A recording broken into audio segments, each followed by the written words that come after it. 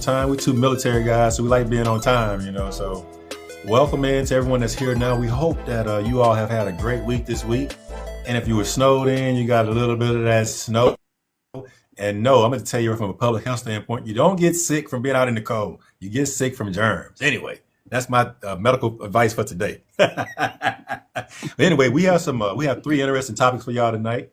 That we are looking forward to sharing with you, and we hope that they'll be very enlightening and informative to you. But before we get started, I'm going to let him go ahead and introduce himself as well. What's up, people? Same as always. Legendary. As always, appreciate the big bro. For those of you, if this is your first time in the podcast, listen, we give you some true, genuine, and authentic conversations. Just here, talking, and just giving some real world advice and etc. So hopefully you can stay in and enjoy the conversations. So tonight, what we have three topics we're going to talk about. The first one, we're going to be talking about breaking bad habits and how to replace those bad habits with good things. The second thing will be parenting unfiltered, honest conversation about raising kids. And the third thing will be love and marriage, the secrets to a long-term relationships. This is our 6th podcast live show that we're doing together. We are excited about it. If everyone don't know, we do have a YouTube page that we've opened up. So you will see it coming through the comments down there. So if you have opportunity, if you haven't already done so, go over there and subscribe to it. We will be moving over there in the future sometimes. We don't have an estimated date yet, but we will be going over there so we can have a little bit more flexibility about the things that we can say on here without having to worry about, those things that happen to us when we say things we shouldn't say. But with that being said, though, so breaking bad habits. I thought about this once we decided. I was thinking about this subject, legendary, and I used to teach a smoking cessation class. And you talking about some things, man, that they had habits that it was hard to break. Now we'll get into that, but what are your thoughts on about breaking habits though, and choosing things to replace them? Yeah. So habits, from just my experiences, right? It needs to be a realistic path that you take when it comes to breaking said habits. I know in personal experiences, and then as for those who don't know, I'm in the military, been here 19 years now, and the past 3.5 years. I was instructor. So kind of what we talked about as far as like habits go is it normally takes about 30 days for you to completely break a bad habit. Now, obviously that's different from person to person, but for the most part, if you stick with something for 30 days or you stop it for 30 days, like you can break that habit. With that being said, there's things that you need to do as far as keeping you grounded or keeping you safe or keeping you to a level to where you can, in a sense, just go about your day-to-day things without it seems like, it's you against the world in a sense. So for an example, if I was to say, drinking is a big one. For those who don't know, I've never drunk alcohol in my life. I'm almost 40, proud to say that. Nothing against y'all who drink alcohol, drink responsibly. But if I was to say, hey, drinking is bad. Nothing good comes from drinking. And you say, hey, I want to start by, our goal in life is to not drink again.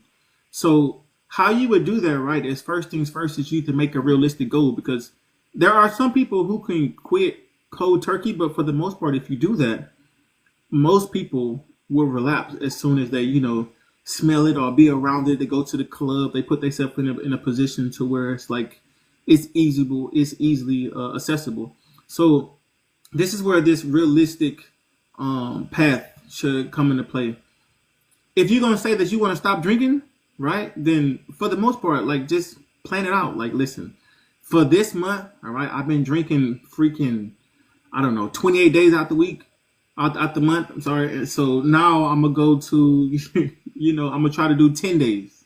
And then, you back it down again. I'm going to try to do, 2 days. And then eventually, you can kind of see the progress that you're making. It'll stop you from, essentially, drinking. But again, it's really just the mentality and then how bad that you want to do things. Because if you put yourself in positions to where you'll fail. So just kind of keep that in mind. Yeah, this is a very interesting topic to me because I think both of us, we like really helping people and being able to give them things to help out to whatever we're talking about. And this is one of those things where we can give them all the advice that we want to give them, but if they're not ready to be dedicated to that habit, then they're not gonna want to change it. So like you said, it takes about 30 days to do it. So you can't do something where if you're trying to break a habit that you do it, stop the habit for 2 days and then you say you're gonna do something else for 3 days. I think you have to really focus on what you need to do and have a goal of how you're gonna deal with that habit. And the first thing about it really is understanding that you have a habit. Then the next thing is understanding how you need to go about trying to get rid of that habit. And that's just making a realistic plan to make sure that you have things along the line that would be safe spots for you to get to in order to help you fulfill breaking that habit. Like I said, I taught the smoking sensation class, and you talking about habits, man. I talked to people that even you, I mean, you talked about being in Alaska. They would go out in Alaska in the middle of the winter and have a cigarette if they wanted to have a cigarette, and that's just how bad it was. And I'm talking about people that was trying to quit. They were telling me these things. They would smoke in the shower. That's how bad their habit was. They would smoke. They get outside the car and smoke, and then get back in the car because they wanted to smoke so bad. So, like you said, though, it is difficult to break habits. So, in order to break them, you have to really have a realistic goal, and you have to be ready to break that habit. Yeah, absolutely. And to be that, you also have to be patient too, because you remember, like it took you a while to kind of run it through, right? You started drinking. Some of us started drinking at like 16, 15, and now we almost 30, we almost 40. So you can't just expect things to just change overnight. Like you need to be patient with yourself. And it's okay that you have, setbacks and you have drawbacks, but just don't let that define you. Just kind of remember, in a sense of where it is that you're trying to go and what's the motivation for doing so. You keep that in mind, and then obviously you make these realistic plans, you'll be fine. But here's the kicker though. Even if you, in a sense, kind of fail, when I say fail, meaning like, you weren't supposed to drink this month and you ended up drinking, don't be too hard on yourself, because you got to remember there is a place to where it is that you're trying to get to, and you have to keep that type of motivation. Everyone's gonna make mistakes. Everyone's gonna have some drawbacks. So don't let that define you. But you'll be fine. Yeah. I think the first thing you have to do going along with that legendary is set a plan up and write it out. Don't just think about it in your head. Write out the plan that you're going to pursue in order to get rid of that habit. And then, like you said, be realistic about it. But at the same time, just understand, like you said, legendary, which is very key, is this: you've been doing this for a while. Whatever you're trying to do, whatever you're trying to break, the habit that you're trying to break. So you have to be very realistic. And I think you have to set small milestones before you set big milestones, meaning that you should have short-term goals that you're trying to reach in that habit and getting rid of that habit. And also you can have midterm and long-term goals depending on what your time frame is. I found one of the healthiest things to do though is have something that you can replace your habit with, no matter what it is. Because a lot of people, what they tend to do is when they're trying to do something to change something, they tend to maybe want to eat more. So if that's what you do when you're trying to break a habit, then I think one of the first things you should do, or before you start, is have something that's going to replace, if it's an eating habit or a smoking habit, have something that's going to replace that motion. Because a lot of times I'll do it's an addiction or say something that you cannot control. That motion right there alone will help you if you eat, if you're not replacing that motion with something healthy, and if you're replacing it with a food item that is not healthy for you, you're going to gain weight. And you're going to say, I gained weight because I tried to stop doing this. Not really. You gain weight because you didn't replace that motion. So you have to really think about that when you're trying to do it, and have a realistic game plan of how you're going to deal with that habit. And then just to tie it off, reward yourself, right? Once you get to the said milestones, like just we said we had these short term goals, and then obviously we know we're trying to get to the long term perspective. But reward yourself in between. If you go a month without doing whatever the habit was, reward yourself.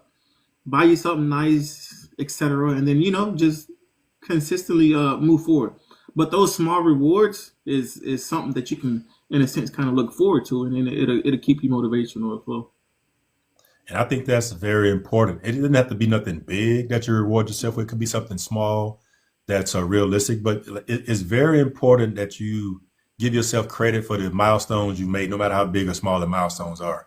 Because if you set those milestones, and those typically are things that's going to motivate you to want to continue on and do better. If you just go into it cold turkey, have no milestone, have no goals, have no rewards for yourself, you're going to get down on yourself.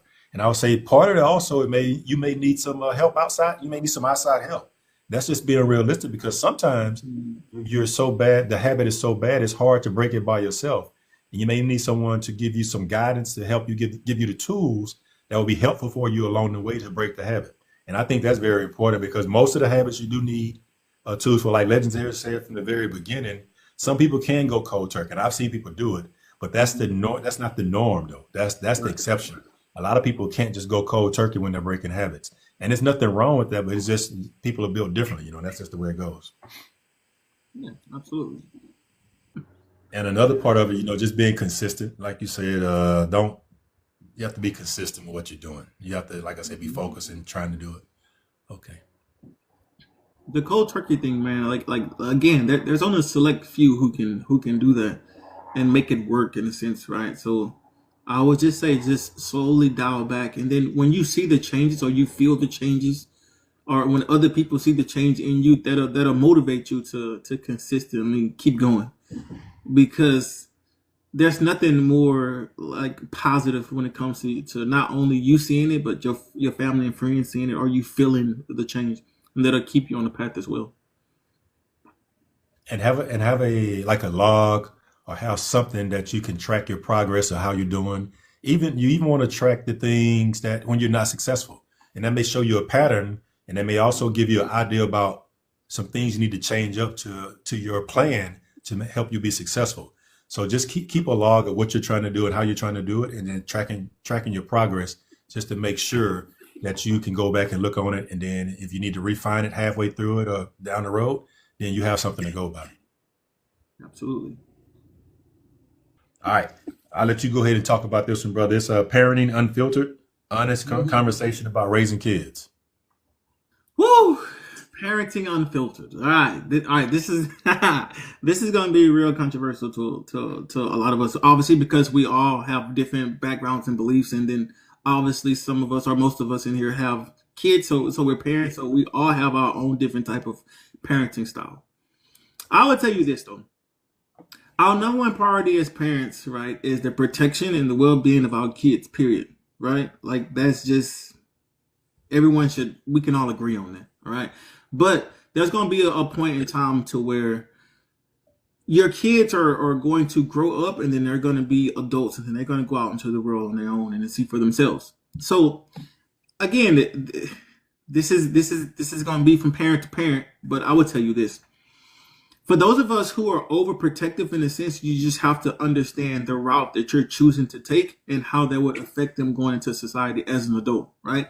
So what I mean by that is, let's just say that, you don't allow them to have social media. You don't allow them to, go out and I don't know, play with their friends, or you don't allow them to go to specific concerts or do specific things. And then you just have to understand that after a while, like once they get used to that, when they're adults, in a sense, for the most part, like some of them will, in a sense, want to do the things that you, in a sense, try to protect them from. Now that don't only, fall in line as far as like specific things, but it also comes into play to you telling them the truth about things. And I'll just speak about this. Let's just say that you have a son, right?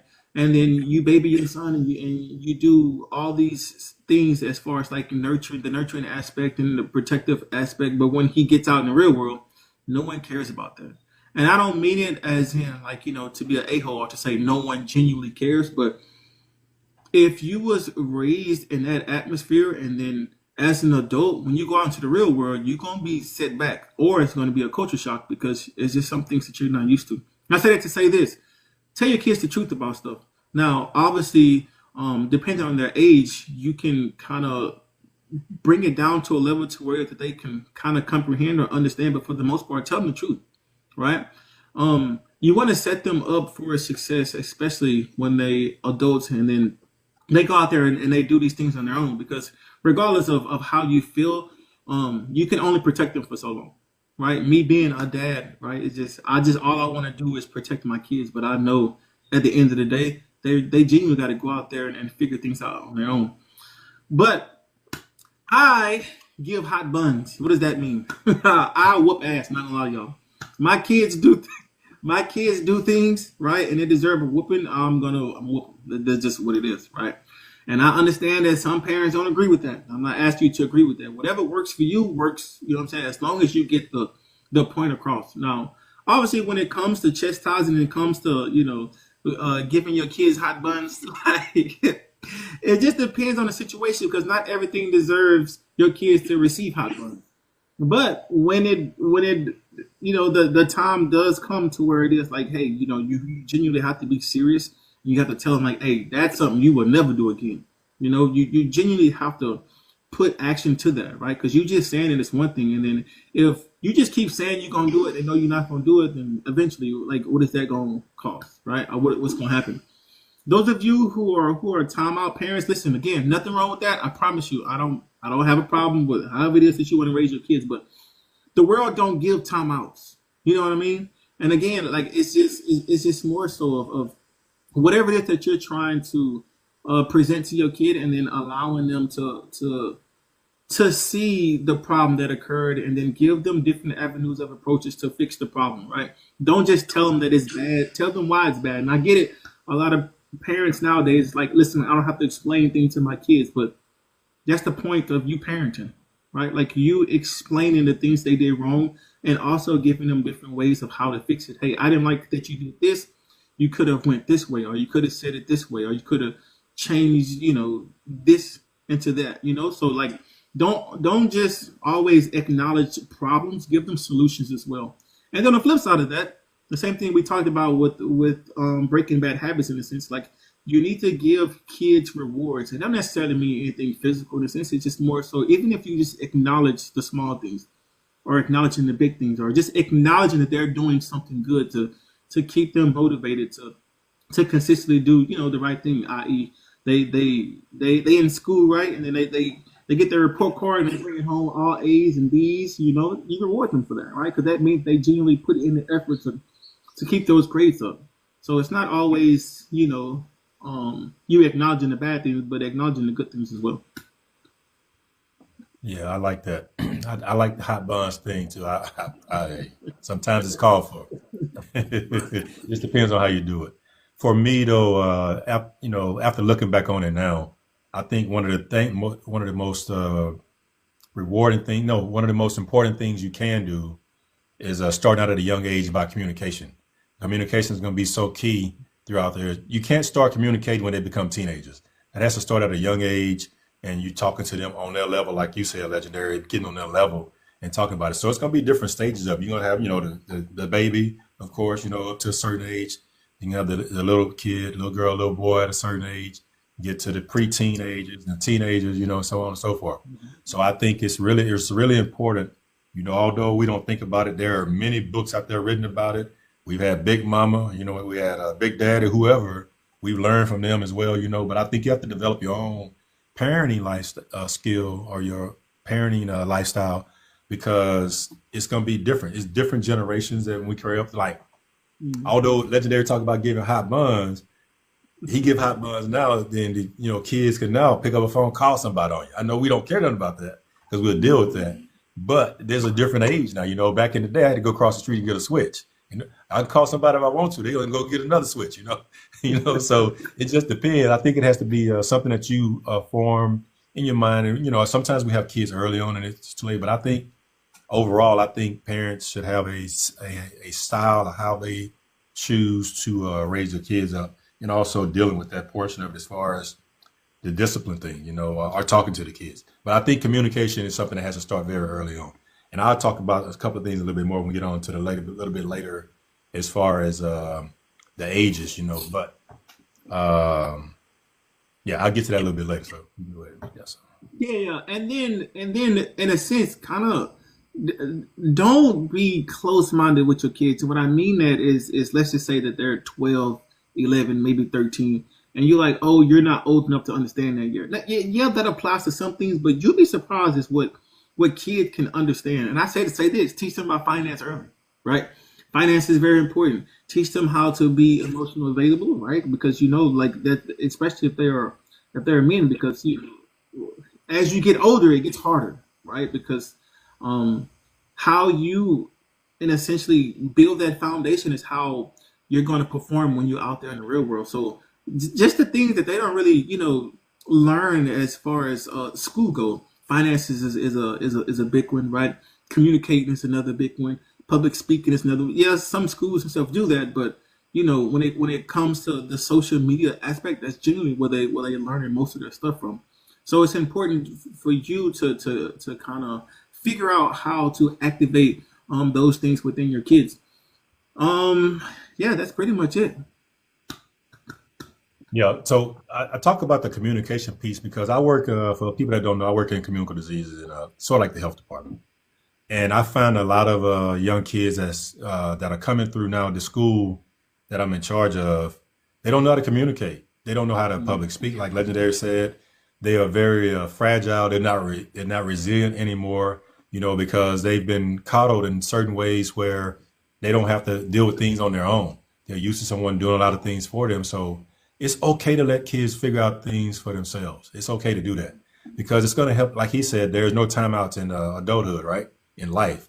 So if you don't allow them to figure out some things for themselves and start teaching that at an early age, and I'm not down on anybody when I say this, but I'm just telling you what I see in the young adults coming into the military now is that they're not prepared to deal with a lot of different things because they've had whoever was in their life, their adult supervision or guardian, they've coddled them. They haven't allowed them to grow up and make mistakes.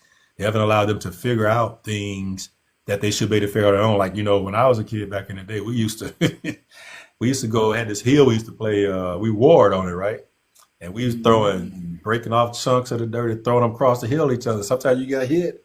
You couldn't go home crying because they were going to send you back out there. So, but you learn how to deal with that. I'm not saying that it was right, but you learn how to deal with that type of issue and not have to go home and let someone else take care of it for you.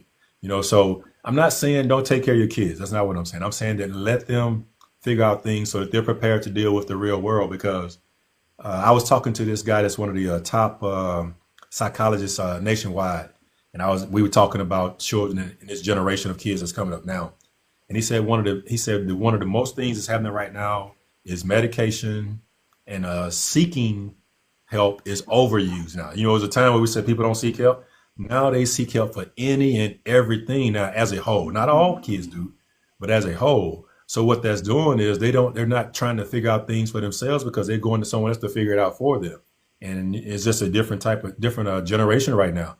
So they're trying to figure out a way now from their level, from that type of environment to how they combat that because they don't want to turn people away.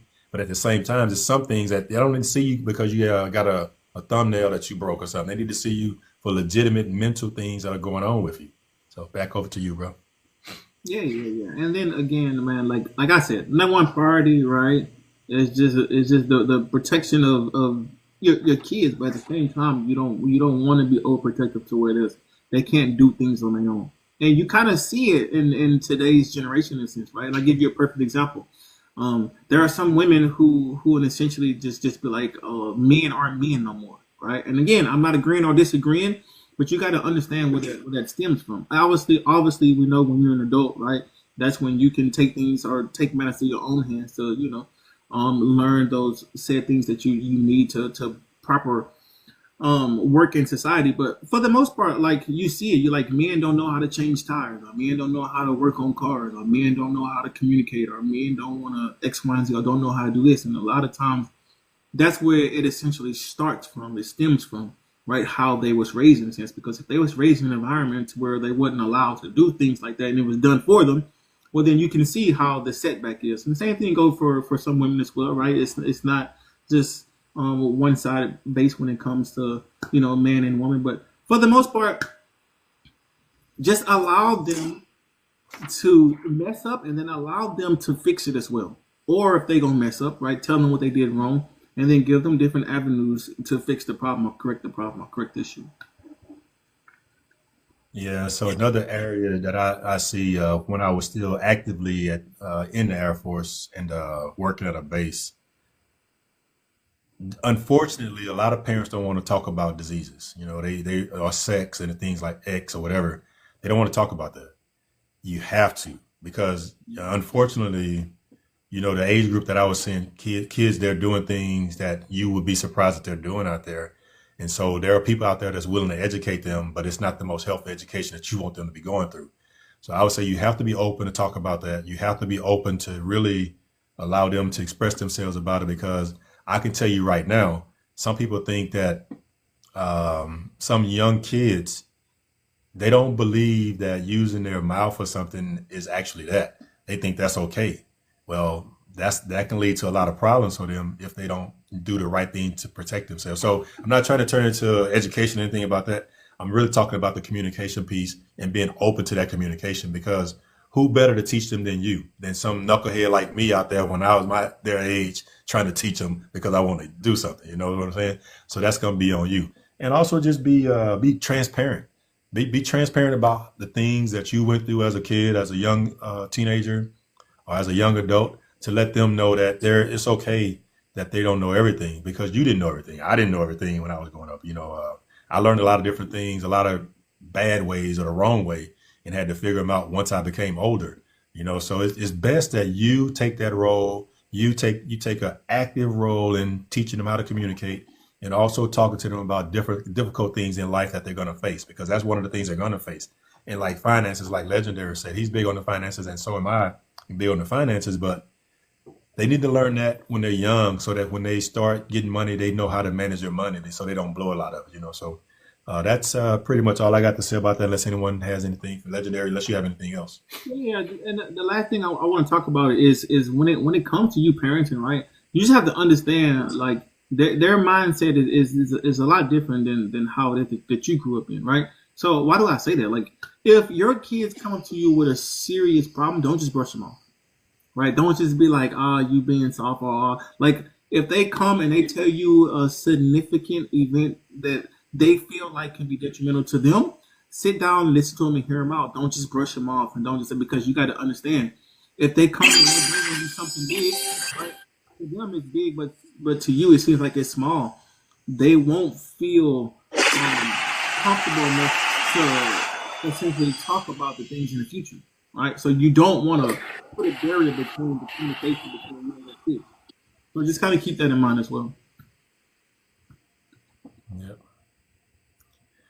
I think, to help with communication, I think you should set up a time frame that you set aside when they're older, even when they're younger. It's no age limit on it. Whenever they're ready to start communicating, age appropriately, that you have a time that you set aside to sit down and talk to them, that you spend time with them, quality time with them, to talk to them, let them ask you questions, things like that, because that's how you start building a communication. So when they do get to those later young adulthood, teenage years, they're willing to talk to you and willing to communicate with you then. So don't wait until they get there and say, oh, why we don't talk? That starts from when they're very young. And I'm talking about 2, 3 years old. It doesn't start when they become 13 or 14 years old. How can we explain to them about the other parent that wasn't there when they blaming you? I'll tell you this, right? And this just, I'm not saying this is right or wrong. This is only how, in a sense, like, for me, right? I'm never ever going to badmouth the other parent, ever, especially to my kids. And I get when it comes to, it seems like it's contradicting, because you essentially saying like, hey, maybe your dad, he wasn't a deadbeat, he wasn't this, he wasn't that. But at the end of the day, when they grow up, that's just something that he gonna have to deal with, or when they grow up, it's just something that she's gonna have to deal with. My biggest thing is, I'm gonna tell them the truth, but at the same time, I'm not gonna badmouth the other parent. I'm not gonna make excuses for them as well. I'm gonna sit down and genuinely tell them how I feel about things, but you got to understand, there's always two sides to a story. Just because you perceive something, or just because you see something one way, don't necessarily mean that the other parent or the other side feels the exact same way. So me personally, I won't badmouth them, right? I just won't. I'll tell them, how I felt in the situation, or what I saw that could possibly have led to said point, or came to the conclusion of us ending things. But at the same time, the bad mouthing part is just not something that I would I would do. Yeah, I think that's something, especially when they become of age to where they can communicate with the other parent, that's Mm-hmm. something you say you have to talk to your mom and your dad about that. Let them Mm-hmm. explain to you why they couldn't be there. Let them explain why they didn't do this and do that, because you don't want to set that example for the child, right? You don't want to be the person that's always griping about the other parent, because eventually the kids are going to grow up and they're going to see things for themselves, so they'll figure it out. But at the same time, I think that I really believe that it's for that parent to explain why they can't do something for them. It's not for me to explain that. Yeah, absolutely.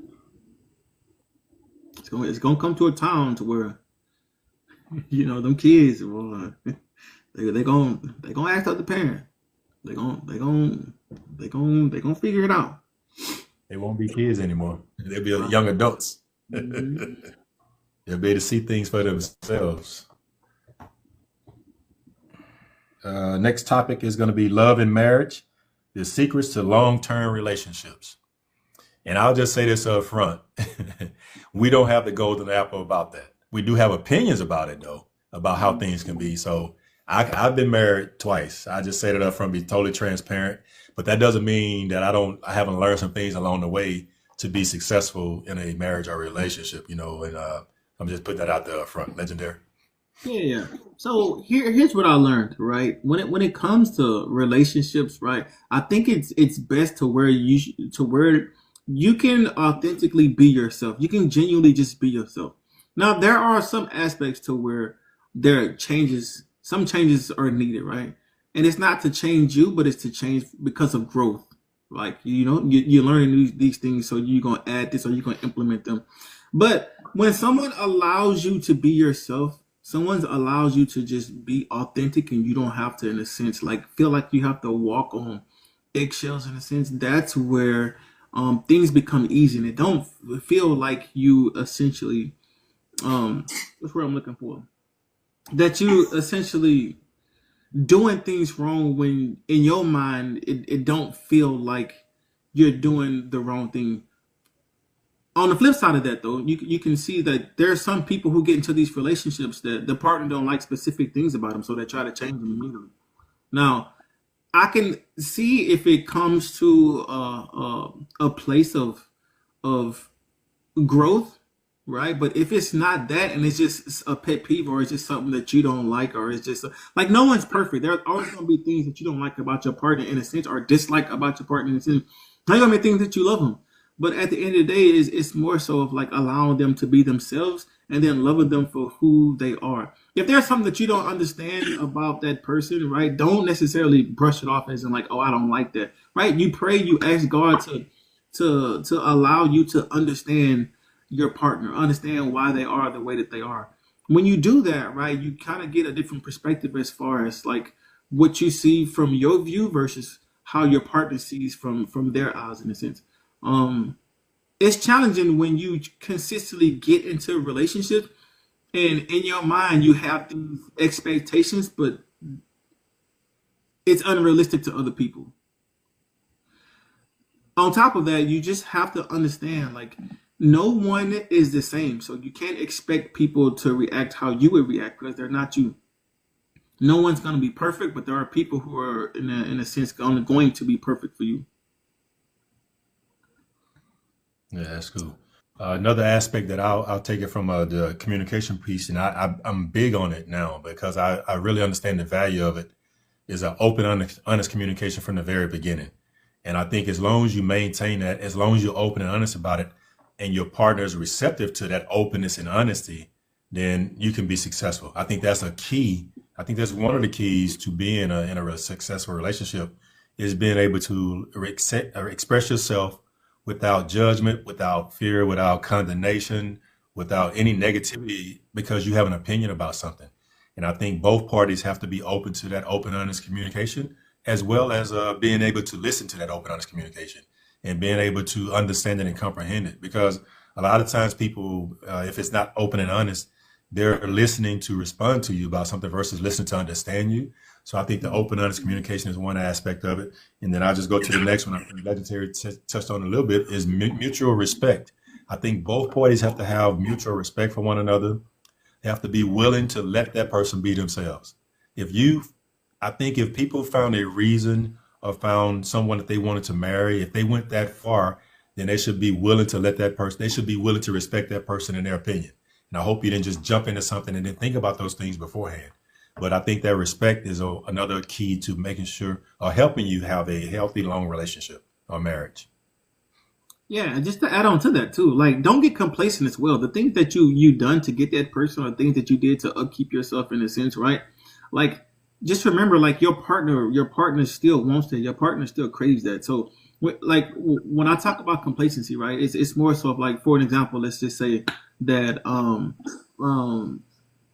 my partner, right? When she goes out when she goes out in public, she's like top tier. She dressed, you know what I'm saying? She got the makeup, the hair done, all that. But when she gets home, she's just, not saying that she's still not attractive, but she got her hair in a bunny, she just walking around and it not saying that she's not unattractive, but y'all know what I mean, right? It kind of gets to the point to where it's like, you know, you kind of get used to you going outside looking the part, but when you come home, like you take it all off and you just kind of regular, right?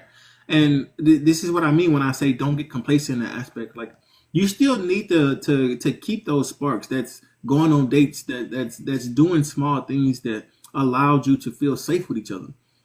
Your partner still craves how you look, still craves your attention, still craves your personality. So don't get complacent, just because you got a ring on your finger, or just because you've been in a relationship for a couple of months, and then you're like, oh, what I'm saying, now I can kind of dial it back in a sense, because you just don't do that. We'll leave it at that. So I really thought you was about to say walking around at home like something else, but I'll talk about that later though. So another thing for me of maintaining that long-term marriage or relationship is making sure that you're two things. One, that you're able to forgive the things that you can forgive without them harming you, and then being able to compromise. Forgiveness to take you a long way because we're going to make mistakes. We're not perfect people. We have to realize that our partner is not a perfect person, so we can't expect them to be perfect. So if they make a mistake, I mean, we can talk about whether it's finances and they make a mistake, they say spend a little bit too much money, didn't talk to you about it. Well, if you had a set agreement and then that happens, you can't be willing to just put them on the cross and nail them up there because they made that mistake. You have to be willing to forgive that and trust that that's an honest mistake and move on from it. And then the compromise thing, there are going to be things that you may not agree with, and that's okay. It's okay to compromise on something you don't believe in, as long as it's not harmful to your relationship, because we're two different people. So there's going to be things that we see differently in whatever it is. So we have to be willing to compromise. We can't get over there and people be talking about standing on business. We can't stand on business if we want to stay in a relationship, because it's eventually that person gonna get tired of you standing on business. They're gonna go on about their business and leave you there standing on business by yourself if you're not willing to compromise. So those two things I think are two other things that can help you maintain a long and healthy relationship or marriage. Yeah, and then just to add on to that, don't just assume that your partner just knows things, right? That gets us. I'll say us, being cool. That gets us in a lot of trouble. What I mean by that is you handle a situation this way, so you just assume that your partner or significant other would handle that way, and then they don't. You're like, oh my god, why would you do that? Like, in a sense, like don't assume that they gonna do things how you gonna do it, or that they just automatically know because you feel like they're adults and they should know. Well, that might work in some instances, but for the most part, you got to understand the biggest secret when it comes to us being adults is nobody know what the hell they doing. We all just winging it, regardless of how you feel about it. Like we all just winging it. Like, listen, I'm almost 40 and I'm still winging it. Now, some of us wing things better than others, right? But at the same time, like you just have to understand that, right? That there's no rule book or etc. to tell you exactly how to live life, or how to learn, or how to gain experiences, or how to deal with setbacks and all this. Like there's people who, in a sense, kind of can tell you their experiences, but there's no life book in a sense that tells you exactly how to do that. All right, don't get that misconstrued with religion and etc. I'm talking about just genuinely like having a book and saying, hey, day one you're gonna do this, that, like, what I'm saying. So this is what makes people unique and different, and what makes them who they are, right? Because they are different and they do have a different thought process, and that's not a bad thing, right? That's not a flaw in the system. That's a good thing. Imagine everyone doing the exact same thing or having the exact same mindset on everything. Like, what I'm saying? So just kind of keep that in mind. Yeah, that's one of the keys to why Legendary and I became together to do this, is because although we are like-minded on some things, we still have different opinions about things that we don't have a problem speaking to each other and talking about, because that's just part of it. It's our relationship that we have with one another. So continuing on with the topic though, is that one thing that I think a lot of people forget, and I've learned it, is that you have to continue to date that person. You have to continue to check in with that person and have a way that you can keep that fire going. That fire should never burn out. If that's your person, it should always be that fire there. You should have a way to do that, and you should have you should have agreed upon item or something that you're gonna do to make that happen. And that's something you both sit down and talk about and make sure that you do it. And don't get complacent and say that, well, let's just not do it this time. And don't keep doing that. You should always have something, because that person, that's how you got the person. You got them by dating them, showing them nicer things, taking them out and doing things like that. But also doing that portion if you're going out somewhere, if you're doing something together, that's when you can check in and make sure that the person is doing okay and see how they're doing, and just talk to them and just make sure that you're checking with them to make sure that they're okay, and they can do the same for you. Because I think that's very important. What's up? I was gonna say, and then make sure you keep stuff spiced up. Like send them a wagon picture every now and then. You know what I'm saying? Send something. You know what I'm saying? Make them smile. And men, same thing. You know what I'm saying? Like send them something. Make them smile. Make them great. Like the way that you should crave your partner should be unthinkable in a sense, right? It should just be a normal thing to where, like, in a sense, you shouldn't have to work on that because it comes natural, So again, don't get complacent in that aspect. Yeah, and then to add on to that, another thing I think is important is when you disagree, there should not be a disagreement that you leave from that you're mad with your partner about and can't talk to them anymore. I'm a firm believer, and I'm not saying I could always do this in the past, but I am a believer in it now, is that if we disagree about something, it's no reason for me to be mad that we have a difference of opinion. It's no reason for me to sleep in a different bed. It's no reason for me to not want to sleep in the same bed with you and not want to touch you. It's no reason for none of that, because why is it that way? Why does it have to be that way? Just because I have a difference of opinion, or just because you have a difference of opinion? And I think if it's that way, then you have to really evaluate what's going on, because short of, like abuse or cheating or something, it shouldn't be nothing that you should not want to talk to your partner about. That should be the person that you call your best friend, the person that you want to spend a lot of your time with, a person that you will confide in about anything. So why would you not want to do that? And I think for me, the way I look at it, it's like a foundation, right? If every time I say something to you and you get mad and stop talking to me, it's chipping away at that foundation. And that's also what that's doing for me is it's making me lose confidence in that we can talk about things. So I will probably come to you less and less about things now, because I don't want to stop talking to you. I don't want you to be mad with me and tell me one of us got to sleep in a different bed tonight because I ain't sleeping with you. It's crazy to me. That just doesn't make any sense. And I get that some things can be kind of heated. I get all that. But it should never come to that if you are truly intending on loving that person the way they're supposed to be loved. Because if you don't, then it's causing problems, inner problems that you don't even see sometimes. All right, legendary. Yeah, listen, I definitely agree with that. I agree with that 1,000%. And again, like we kind of talk about it all the time. Like when your partner comes and they bring you something, regardless of how petty you think it is or how small you think it is, listen to them, hear them out. Because to them it could be something significant, but to you, it's like, oh, it's petty. You should get over that. Oh, you a man. I figure it out. And then again, I'm just saying that because I'm a man, but the same thing on the woman's side. Like when you genuinely come to your man about problems, right? When it comes to us, right, we genuinely have to sit down and just listen to them too. Don't just brush them off, or don't make them feel like their voice can't be heard, or they don't have a say or an opinion in things. So just kind of keep that in mind too. Yeah, and just to add on to that, you have to realize that people change. In relationships, the person you married 10, 15, 20 years ago may change. So you have to pay attention to that. You have to really be focused at knowing that at different stages of your life, you may have grown in a relationship and you may have changed, and you don't want to get left behind, and you don't want to leave that person behind. So if you have changed up some of your ideas or some of the things that you like doing, you should have a policy, you should have a communication that's open and honest about that, and that you be welcome into the conversation as well. Because if we don't have great communication, I would want to tell you, well, I've kind of changed how I like doing that. I've changed how I like doing this because I know the first thing you're gonna say is why you have to change. No, it shouldn't be. Oh, really? Let's talk about that. Let's see. Let's talk about that and let's come to some kind of understanding about what that change is and how that impacts our relationship. Because that's what it's all about, really. It's just being able to talk about it. And that person you should like spending time with anyway. So you should want to know if they've changed or if they feel a certain way about something that they've changed up another way. What you laughing at? That's fact. Like the amount of time, like when you have your person or you find your person, thing is just different. It's just different from anything that you've experienced before. And again, the craziest part is that it comes natural. The things that you don't normally do, like you just find yourself doing them because it comes natural. Especially when you figure out that you essentially you like the same things or you enjoy the same things. Like when things just naturally happen, they just feel different. So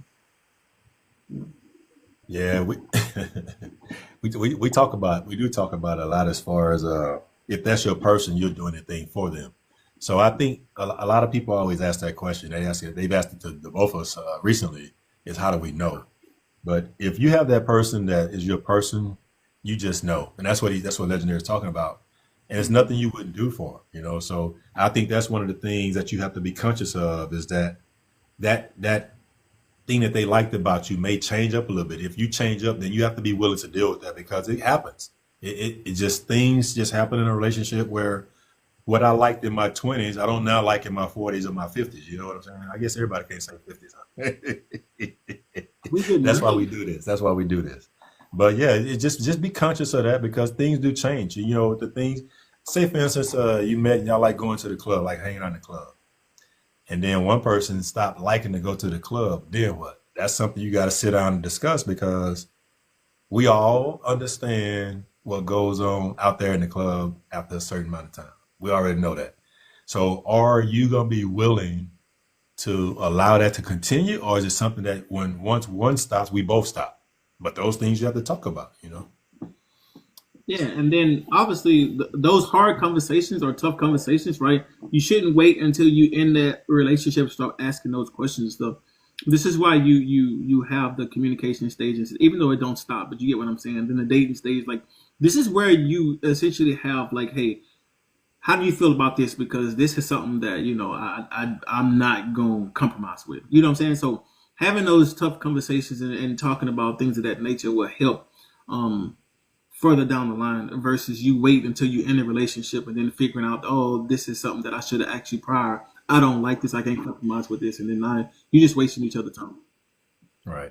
And I'm a firm believer, Legendary, is that the topic it says the secrets to long-term relationships. The secrets to a long-term relationship, in my mind, in my opinion, is that you have open, honest communication when you initially meet. Like he said, before you get into the relationship. That's the secrets to it. And then you just build on that throughout your relationship. You just build on that if you get married. You continue to build on that in your marriage because that's what's going to keep you. That's what's going to keep you informed about what's going on with your partner, and that's going to keep them informed about what's going on with you. Is that you're willing to share without any hesitation, without any negativity about how you're feeling and what you're feeling. That way, you all can talk about it and come to a compromise about how you're going to deal with that as a unit, not differently. Because two different opinions are not going to succeed in a marriage. You can have an opinion, but you have to bring those opinions together and come to a compromise when they're different, though. Absolutely. Yeah, and then my secret is loving that person genuinely for who they are. I can't tell you enough how important it is for you to genuinely be able to just be yourself in a relationship because you're not faking the funk. Like you genuinely just being yourself, and that person loves you because of who you are and how you are. That's different. So yeah. Yeah, that's pretty much all I have on it. You know, my key to it is just open, honest communication, though. That's from the very beginning, and and then that's something that you expect from your partner as well. You just can't be one person doing that. It has to be both of you having open, honest communication, both of you respecting each other's opinion, and both of you being willing to compromise about the things that you talk about and what goes on in your relationship. Mhm.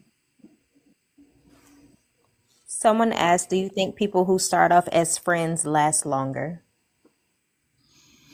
I mean, that's person to person, relationship to relationship. But I mean, I can't speak for everyone. But when you do have a friendship foundation first, all right. I mean, because you are already comfortable with each other, you already can express how you feel. You already been in that person's space and kind of been around them in a sense, so you kind of get a feel of what it is that you're getting into once you switch lanes and say, hey, let's make this into a relationship. Again, though, that's person to person, right? I don't want to say if you friends first, it's gonna be better because there are some people who, in a sense, started dating and they worked out fine as well. But I guess it's just person to person, relationship. Yeah, I think one of the keys to that, though, just to answer that question, it's not a one size fit all type of scenario, but I've seen a lot of people that start out as friends that were great friends, but they were not successful in being in a relationship. Because people change their mindset. Sometimes people's mindset tends to change about what the expectations are. But when you was a friend, it was okay for you to flirt with a guy, or be nice or whatever, or to appear like you flirt with a guy. But when you're in a relationship, that's a different ball game then. So I think it will work. It can work. It can be better as long as you have open, honest communication about where you're at. When you were just friends, some things may have been okay for you to do, but now you're in a relationship, you may have a totally different mindset of what you think is okay and what is not okay. So I think that's something you have to communicate about and make sure that you're both on the same page with that. Not just assume because you were great friends and now you're going to be great in a relationship. 'Cause that's not always the case. Yeah, and I like to give that perfect example. Like how let's say that you have a boss or you have two bosses at your job, right? And then when you see a boss that you don't and essentially work for, right? You work for the other boss. When you don't work for him, you think he or she is just so great, right? You can talk to him, you can do this, you can be like, oh man, I wish they was my boss. And they became your boss. And you're like, hey, nah, I don't like this, bro. They changing up. I didn't know it was gonna be like this. So that same kind of thing coming to that aspect. It's just a different mindset in a lot of people when versus friends and being in a relationship. It changes people. I've seen people that matter of fact, my father's my brother's father and my mom, they were the best of friends for like 6 years. They got married. They stayed married for 18 months. So it's just different. It's a different mindset. So and there could have been some underlying things going, but that's just a general example about what I'm talking about. Though is that it's no guarantee that just because you're friends is going to work. That's the answer to the question, truly. Right. But I think that it gives you a good foundation to start on, though. Lovers and friends. Yeah, man, that's different. Especially when you've been friends for so long and then you're like, you know what? We can really make this work, and then you attempt to make it work. The only bad thing about that, this is just me just thinking out loud, is just what if it don't work? Not only did you lose that relationship, but essentially you're gonna lose that friend too. You Now lost two people. there are some people who can be mature and say, yeah, let's go back to being friends, but the odds of that happening and it being exactly the way it were prior to, that's slim to none. Yeah. I was trying to think about the people I've known that I thought were friends first, and then they became, relationships. Did they last? I don't know. Especially when it comes to work friends. It worked, yeah. Boy, especially if it don't work out and then you still have to work together. Ooh, that's tough. Do you believe a relationship should start off with building that foundation as friends first? That's the one. I don't think. Go ahead, legendary. Is that the one we talking about? No, it's a different one. I don't think it has to start out that way. They just said should it start out that way? Basically, should it? I don't think it has to start out that way because a lot of them don't. A lot of them just start out by hey, let's go out, let's do this, let's do that, and they friend. But I think in the natural progression of the relationship, I think you do become friends though. most of the time. That's just my opinion about it. But I don't think it has to start out with being friends. I think there's a big difference in the two, whether you start out as being friends or whether you start out dating. I think you start out being friends, like we've been hanging out for a while, we've been doing things, a couple other people, we're hanging out with people and doing things like that as friends, and then you get into a relationship. But then the other part is you meet someone and then you start dating also at the very same time and you become friends. That's just my take on it, in my opinion about it.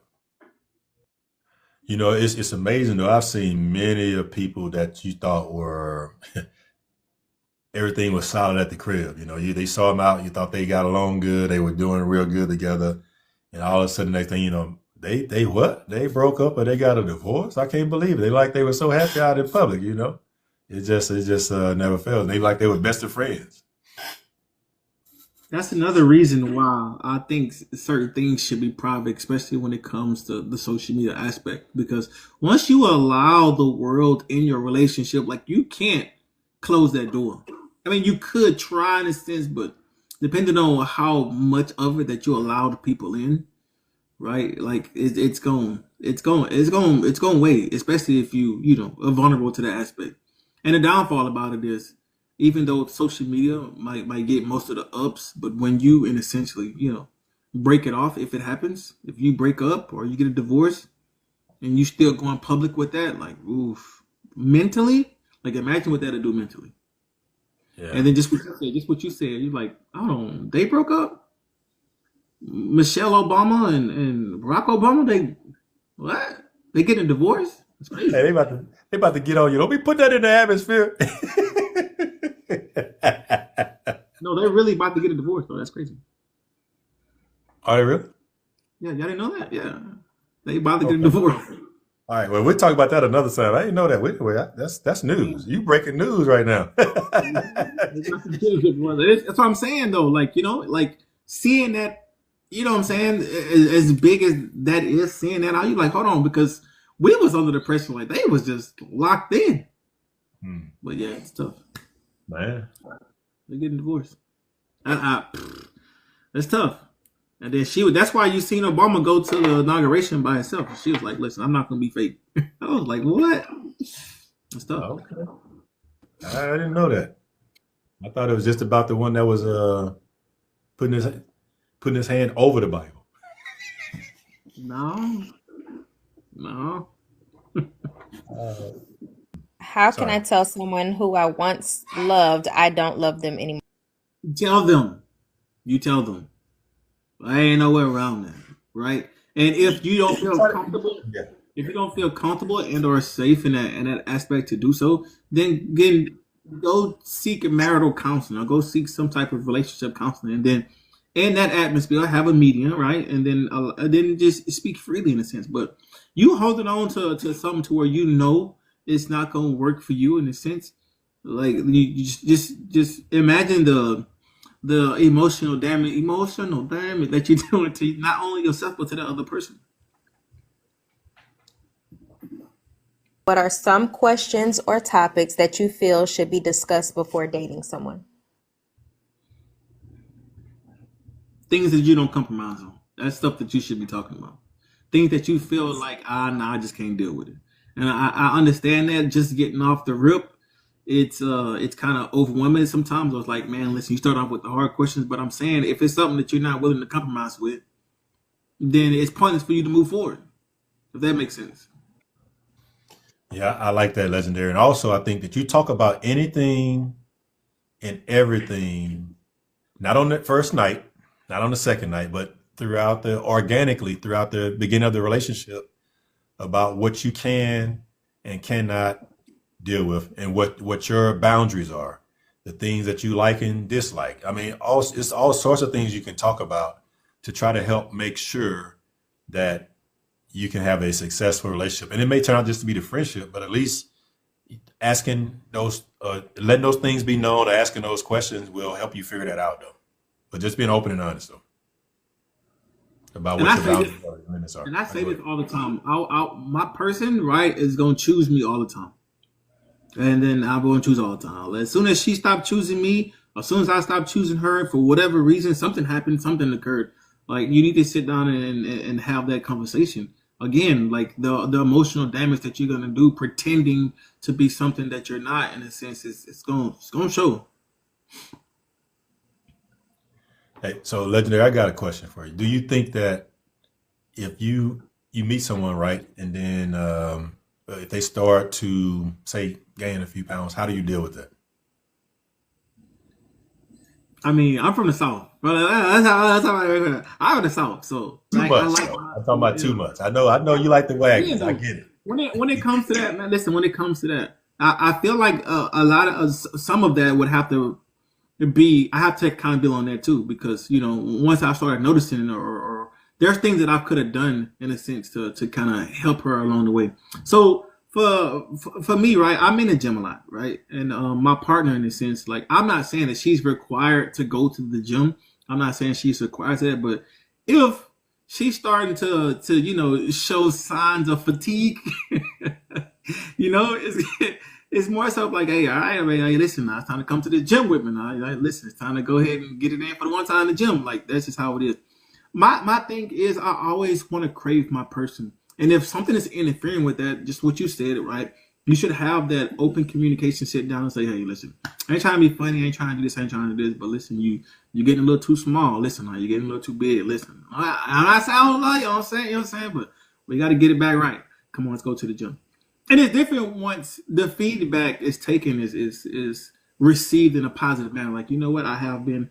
Let me go to the gym and let me get myself together. To where, on the flip side of that, you tell your partner that, and they're like, oh, well, I know somebody who gonna like me just like this. Now, here's when things go south, because They you start say choosing you.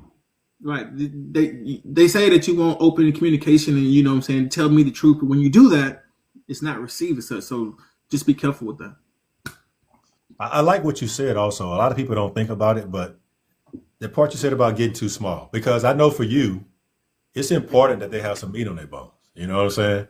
So if they start getting too small, everybody always think about the positive growth. They don't think about the less minus growth, because it may be someone that you like. Hey, I didn't sign up for that. If I wanted that, I would have chosen somebody else. So it's okay to be able to say that. And I think, like you said, it's open, honest communication. I mean, you just be able to talk about it.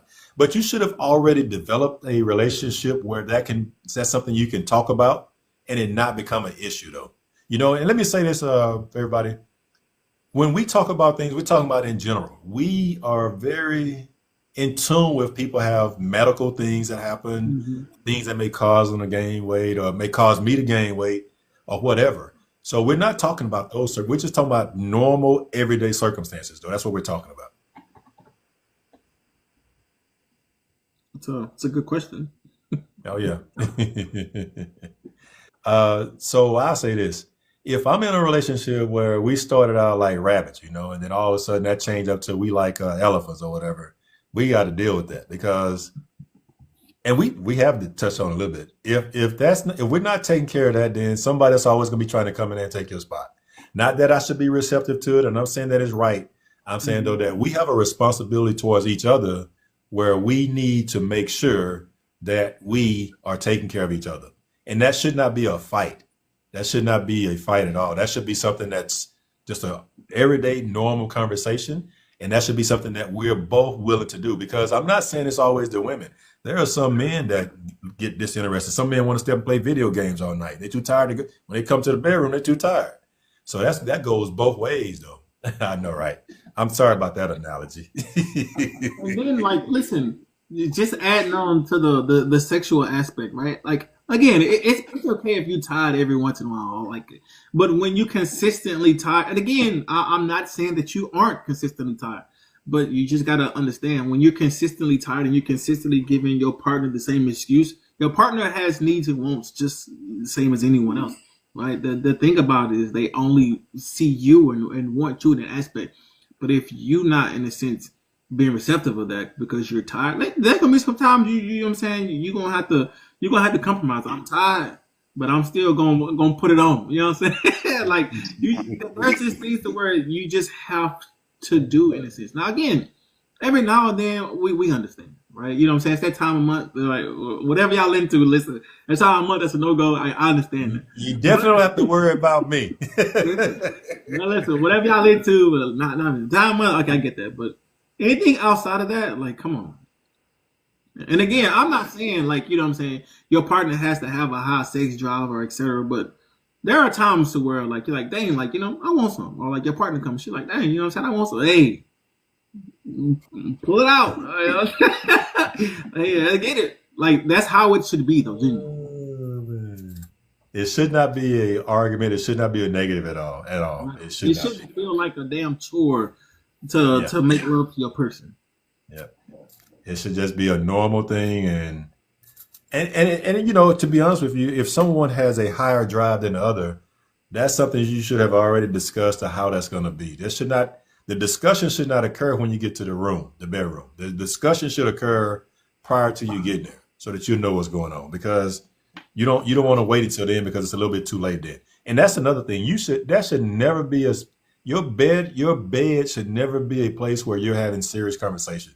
That should be your place where you go to relax or do whatever. You should be able to talk. And I'm not saying it don't happen sometimes, but on a normal basis, though, that should be something that you're doing away from your bedroom, your sanctuary where you go to relax and to get your mental right and be right versus in the bed. That's just my opinion.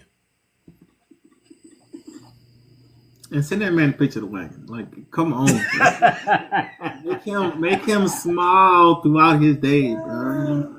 Y'all just don't understand. Run Men are home. simple. Listen, men are simple.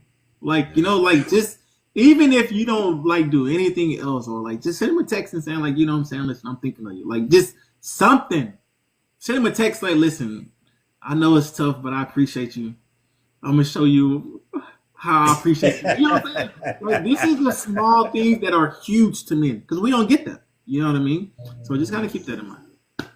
And we should do the same thing. We should do the same thing as men. We should be sending texts and saying hello and things like that. You know, I mean, it's not going to happen all the time, but it should be on a regular basis that person, when you're not around, they know you're thinking about them. They know that you're not out there. You're out there, but you're still thinking about them and what they're thinking about. And you willing to say, look, but when I get home, you know, when I get home. Somebody in trouble. You know? Somebody in trouble. Are they wrong for keeping their children away from people when raising them a certain way others think they're wrong? I mean, I guess it depends on the other people you're trying to keep. This is what I'm saying. When it comes to you being overprotective, you got to understand that you can only protect them for so long. And because of that, you got to understand when you say that you want to be protective of your kids in that aspect, there's going to be some setbacks when it comes to society norms because you're not allowing them to be a social butterfly in a sense. Yeah, I think it's situational, and we don't know all the details in it. But in a general sense, though, if it's something that's harmful for them, yes. But if it's just to do it just because, then no. Yeah, but we don't know the details to that question. You know what I'm saying? But in a general sense, I just think that kids should be exposed to things to help them grow as young people, so that they can be productive, positive citizens as adults. Legendary, have you ever talked about blended families? Blended families. Yeah. Kinda in a sense, but then that kind of went off to the religion aspect. Okay. Yeah. Yeah, I think that's a normal thing, you know, to have a blended family. Huh? Yeah. You know, that's just part of it now. You know, so I saw somebody, and I know I'm gonna get in trouble for this, but I saw someone make a comment about something. When I get to 70, I'm gonna be like a rabbit still. I don't know what you're talking about. I don't know about them other people.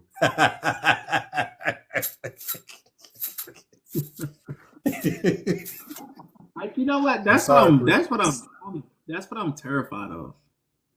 Are you really? Like, no, like not that aspect, but like if he don't wake up when he's supposed to. I knew what you were talking. I knew what you was talking about. Oh my Lord! Like, hey, bro! Like, you know, you supposed to be dun da da da. Like, what's going on? Right. I don't know how I am going to That is going to be horrible. Oh man. Oh man. Lord, please, please. Hey, well, they have things to help you now, so you have to just have to be put your ego aside and go out there and do what you got to do, Ooh, and have Lord. and have an understanding partner that's willing to work with you on that as well. Yeah, absolutely. That'll be Yeah, tough. Oh, man. I'm 70 something. Like, oh, because I'm still be in good shape. For those of y'all who don't know, I'm still be in good shape. So. you in that gym. Oh man, you're in that gym. But yeah, I'll leave that alone.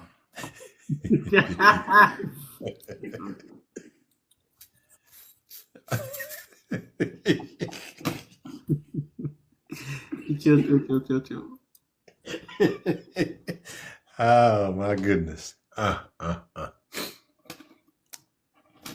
Because I've been restrained by my producers, I cannot respond to everything I see in the comments.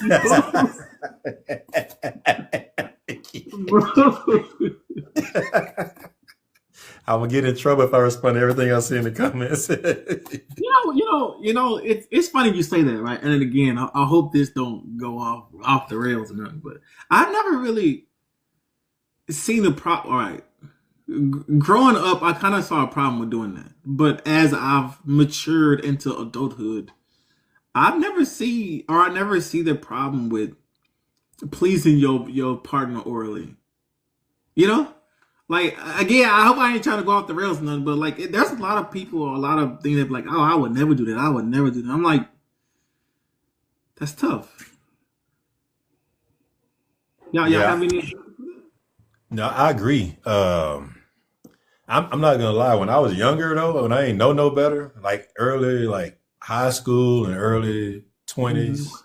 That's how I was. I was like, nah, I'm not doing that, bro. Let's Mm. go. You want me to do what? What? Exactly. And then as you mature into adulthood, you're like, hold on now. this here a little different now. Hold on. That's all a part of the beginning. Getting it right. Right. uh, How important do y'all feel it is to be friends with your partner? I mean, you kind of have to be, in a sense, right? If that's the case, then you just partners, like literally.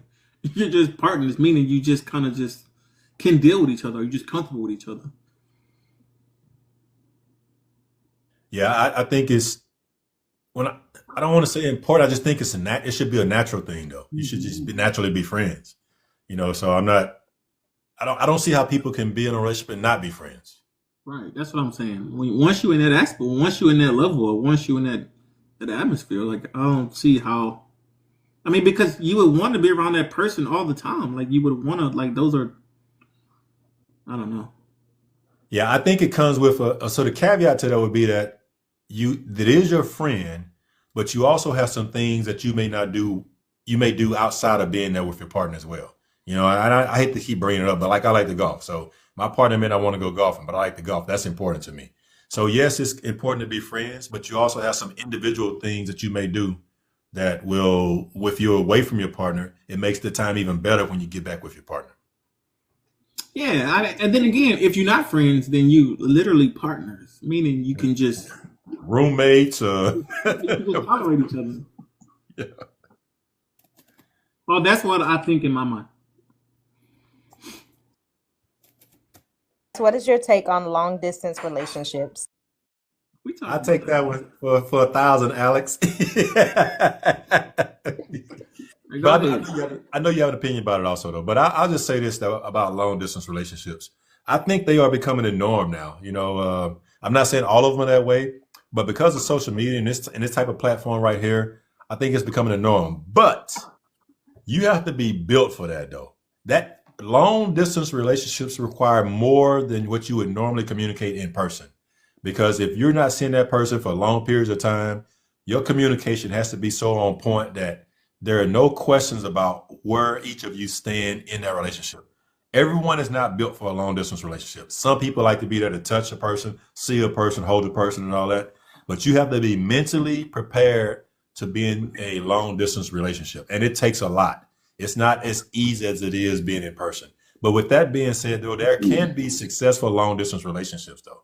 I'm not saying there can't be, and people do it a lot, but you have to. Somebody said, yeah, I'm sorry, Yeah. I got caught up. So I think you start doing like you, look away from the comments because I was about to say something. so like big bro, right? For those of you who know, big bro, a veteran, and I'm currently active duty military right now. So like, when you're in the military, like you have to have the mindset that at some point you're gonna be in a long distance relationship. Like you kind of have to. I.e., we deploy, we go field exercises, we go to different states to train. Sometimes 1, 2, 3, even 6 months at a time. We do Pacific pathways to where we go to other countries 1 to 6 months at a time.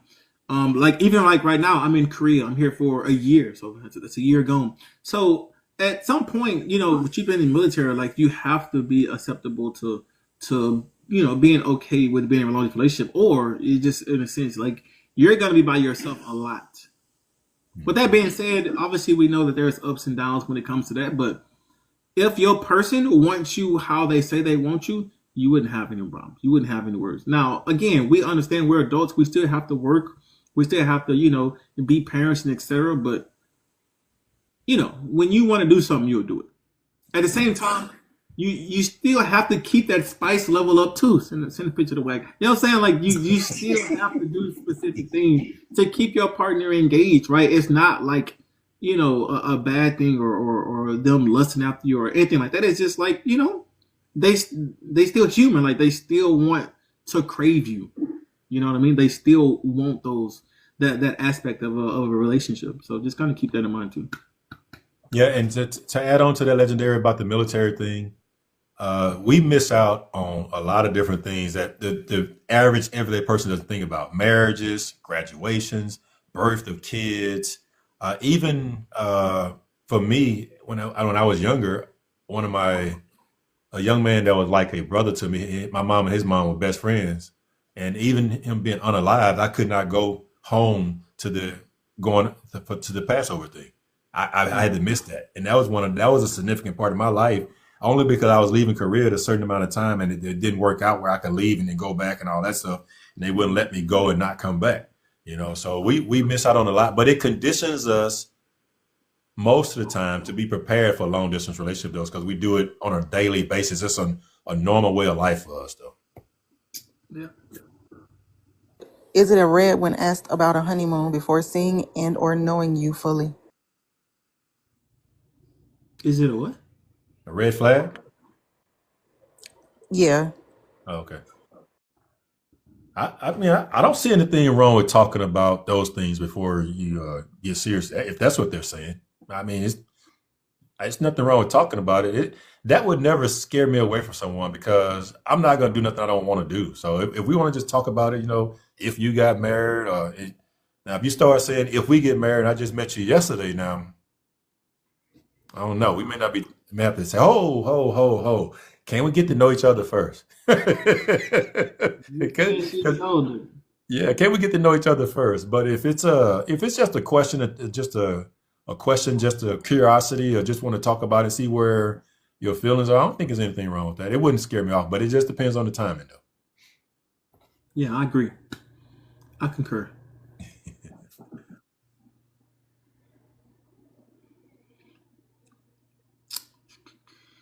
Any other questions? I often hear legendary since it came up about the part about being in the military, about how some women we've heard them talk on here about how they wouldn't date a military guy. I don't think I think that's the wrong way to think of it because military guys are only a small reflection of society, to be honest with you. Right. They're no different than any other guy. Matter of fact, they got some benefits that most regular guys don't have, so you can get things taken care of with the military guy. Anyway.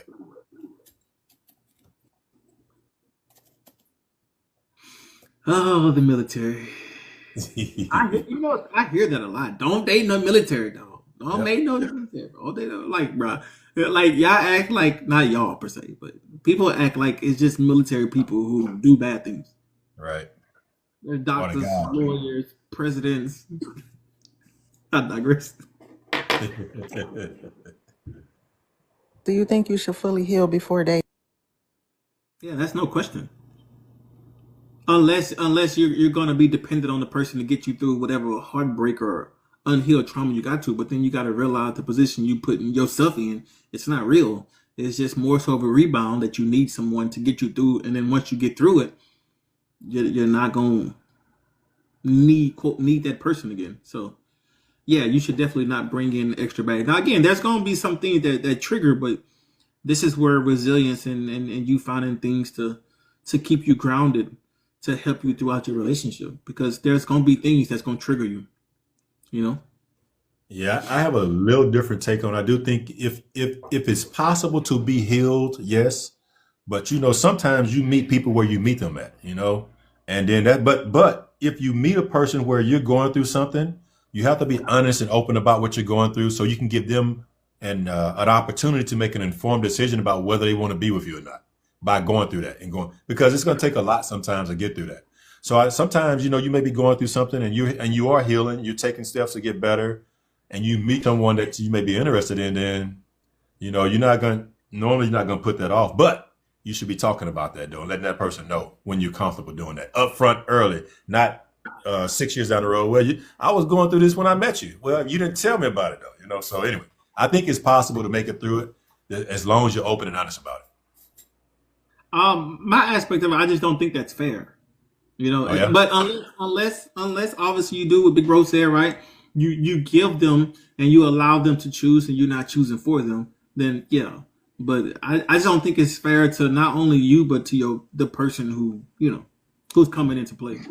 Right. I can see that. Heal. Take a step back. It's okay to be by yourself for a little bit. Heal. Listen, But it's I think though we're focusing on just having trauma, right? It could be things like, for me, I'm trust. I didn't get that from relation. I just learned that by growing up as a young boy, and I didn't get the assistance I needed for that until later on in my life. It wasn't like early. So if I'm going through that, it's not because I went through a past relationship. I learned that as a kid from men that tried to talk to my mom, that lied to me constantly about why they wanted to be in my life. So I think it's situational. It's not always based on being hurt from a relationship. That's the only reason I say that sometimes you can be going through something, but you have to be upfront about what you're going through though. Just two different sort of things. Yeah, it's different. It's different when you choose for them and not allow them to choose for themselves. 100% agree. Ditto. That's a good question, though. Mm-hmm. Emotional damage.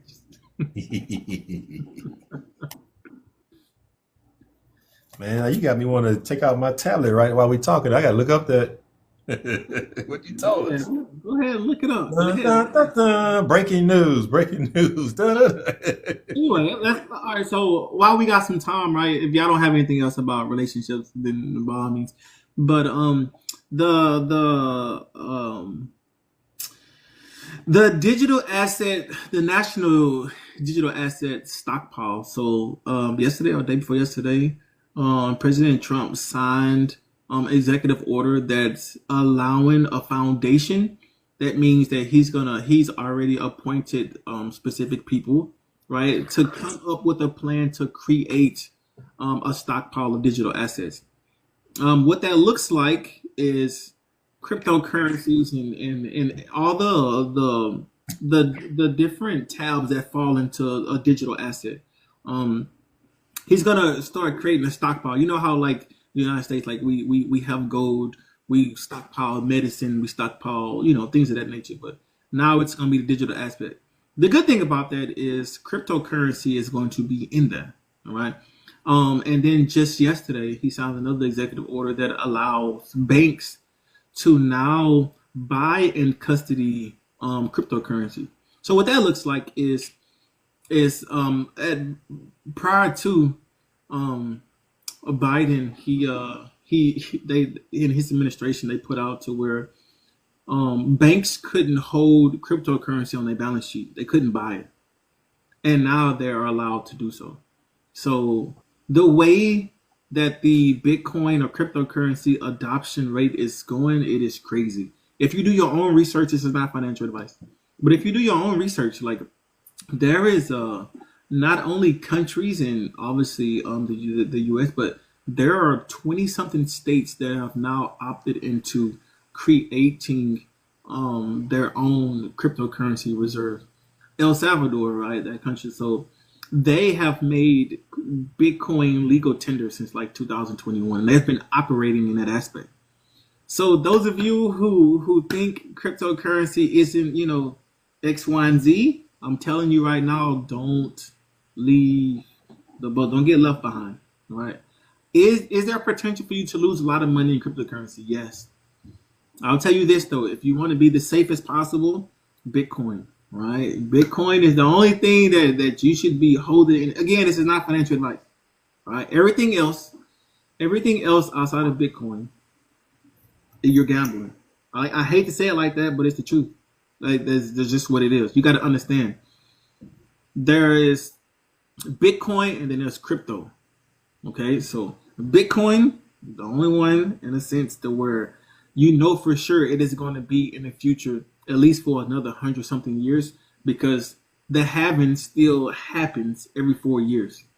With other cryptocurrencies, it's not built in that way. It's not operated that way. So just kind of keep that in mind. And then the biggest problem when it comes to regular money, fiat money. So fiat money is US dollars or won or euros, is you can print an unlimited amount of those. Anything outside of Bitcoin, the creator can print or create as many coins. So it kind of defeats the purpose of you moving away from the dollar, because that's why inflation happens, because we just consistently print money, unlimited amount. Same thing with these other coins. The only one that's different is Bitcoin. Bitcoin is only ever going to have 21 million coins, period. That's it. You can't add to it and you can't take away from it. So just keep that in mind. I don't want to give a crypto class, but yeah. I got my Bitcoin. Get you some Bitcoin. I'm building it up as we speak. The next step is President Trump saying that his administration has came up with a regulation that allows a strategic Bitcoin reserve for the United States. Once that happens, all bets are off. Let you know.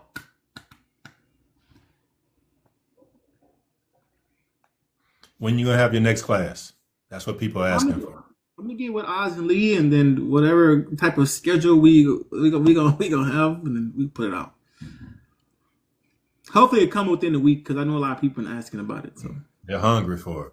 Yeah, I'll be there with my pad and pen.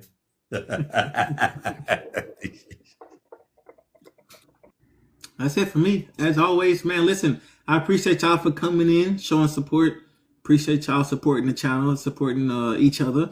For those of you who consistently come in and show out, thank you. For all the new people, hopefully that you enjoyed today's topics. Big ups to Oz and Lee for doing what y'all do. We appreciate y'all, big bro, as always. But yeah, that's all I have for today. That's one love. Yeah, thank you all for coming through. Hope everything is going well for you. If you set any New Year's resolutions or any New Year's goals and things like that, I hope that you're maintaining. If not, just remember we talk about habits, and that's you forming a new habit. So make sure you go ahead and regroup and get back on that horse and keep on going and trucking to your goals. We appreciate, like he said, we appreciate Lee's and I being in the background, taking care of us.